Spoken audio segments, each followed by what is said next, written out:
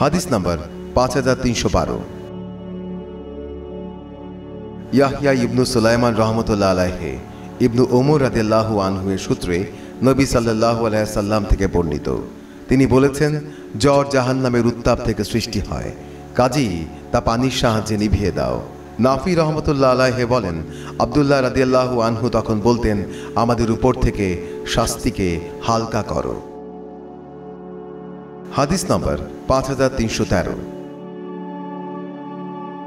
আব্দুল্লাহ ইবনু মাসলামা রহমতুল্লাহ আলাইহি ফাতিমা বিনতে মুনজির রহমতুল্লাহ আলাইহি থেকে বর্ণিত যে, আসমা বিনতে আবু বকর রাদিয়াল্লাহু আনহু এর নিকট যখন কোনো জ্বরাক্রান্ত মহিলাকে দোয়ার জন্য আনা হতো, তখন তিনি পানি হাতে নিয়ে সেই মহিলার জামার ফাঁক দিয়ে তার গায়ে ছিটিয়ে দিতেন এবং বলতেন, রাসূলুল্লাহ সাল্লাল্লাহু আলাইহি সাল্লাম আমাদের আদেশ দিতেন আমরা যেন পানি দিয়ে জ্বর ঠান্ডা করে দেই।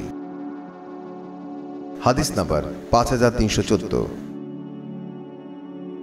মোহাম্মদ ইবনু মুসান্না রহমতুল্লাহ আলাইহি আয়েশা রাদিয়াল্লাহু আনহু সূত্রে নবী সাল্লাল্লাহু আলাইহি সাল্লাম থেকে বর্ণিত, তিনি বলেছেন, জ্বর জাহান্নামের উত্তাপ থেকে হয়, কাজেই তোমরা পানির দ্বারা তা ঠান্ডা করো। হাদিস নাম্বার 5315।